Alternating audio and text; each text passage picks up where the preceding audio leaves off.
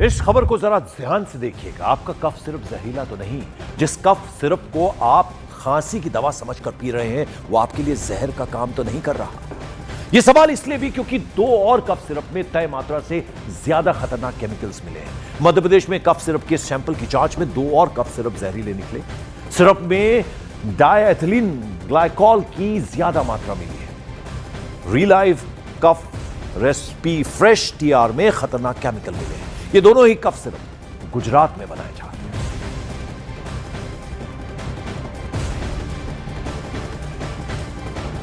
तो आपको बता दें कि ये जहरीला है, यानी इसमें केमिकल जरूर से ज्यादा, तय मात्रा जो होती है उससे कहीं ज्यादा खतरनाक केमिकल्स मिले हैं। और ये 2 और कफ सिरप हैं। और इसमें खास बात यह है कि दोनों ही कफ सिरप हम आपको तस्वीरों में दिखा रहे हैं, यानी रेसिपी फ्रेश टीआर और उसके अलावा जो दूसरा कफ सिरप है, ये दोनों गुजरात में बनाए जाते हैं। और जहरीले कफ सिरप पर विस्तार से बतलाने से पहले जरा आपको उन 3 कफ सिरप के बारे में बता दें जो जहरीले यानी पॉइजनस निकले।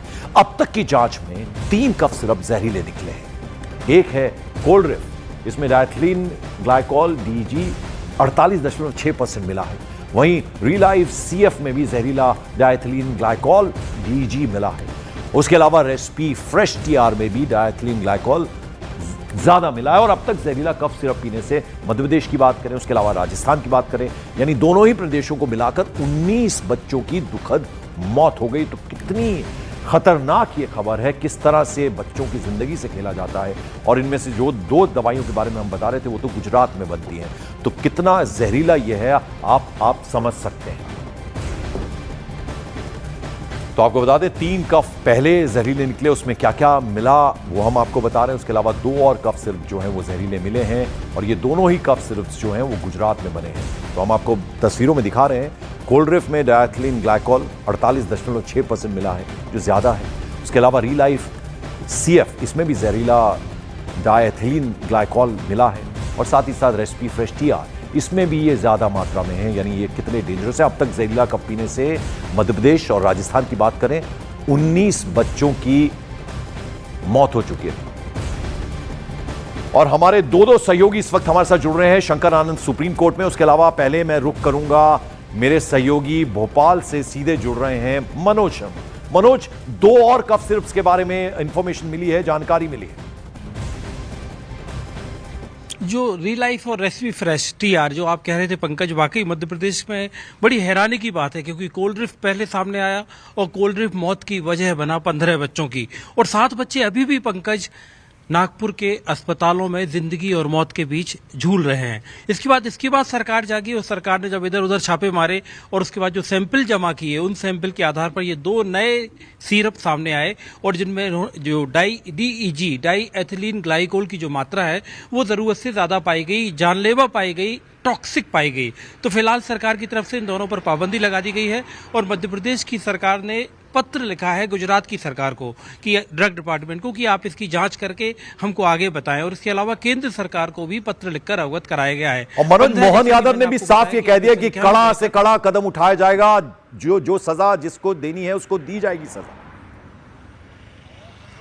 वाकई पंकज, क्योंकि मध्य प्रदेश में भी इसके बाद जैसा कि 3 ड्रग डिपार्टमेंट के ड्रग इंस्पेक्टर्स हैं, 3 इनको सस्पेंड किया गया है। इसके अलावा जो ड्रग कंट्रोलर हैं स्टेट के होते हैं जो पूरे मध्य प्रदेश के, उनको हटा दिया गया है। तो ये फिलहाल सरकार की तरफ से कार्रवाई हुई। और जैसा कि FIR आपने देखी थी कि FIR में डॉक्टर पंकज सोनी को गिरफ्तार किया गया था। और अभी जो टीम है, हमको सूत्र बता रहे हैं पुलिस के कि चेन्नई टीम पहुंचने वाली है और जल्दी ही जो कंपनी कोल्ड्रिफ बनाती थी उसके जो संचालक हैं, उसके बनाने वाले हैं, निर्माता हैं, उनकी गिरफ्तारी। मनोज आप बने रहिए मेरे साथ, मैं जरा लौटता हूं आपके पास। इस बीच आपको बता दें ये जो जहरीला कफ सिरप है, इसको लेकर मचे हाहाकार के बीच ये पूरा का पूरा जो मसला है सुप्रीम कोर्ट तक पहुंच गया।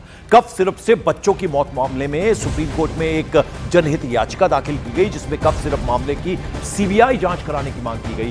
साथ ही साथ ये जो एप्लीकेशन, इसमें लापरवाह अफसरों पर FIR दर्ज करने की मांग भी की गई। इस जनहित याचिका में पूरे देश भर में सिरप की बिक्री पर रोक लगाने की मांग की गई है। शंकर आनंद मेरे सहयोगी, शंकर इस पर क्या अपडेट है? देखिए पंकज जी, ये बेहद संवेदनशील मसला है, क्योंकि छोटे छोटे बच्चों से जुड़ा मामला है।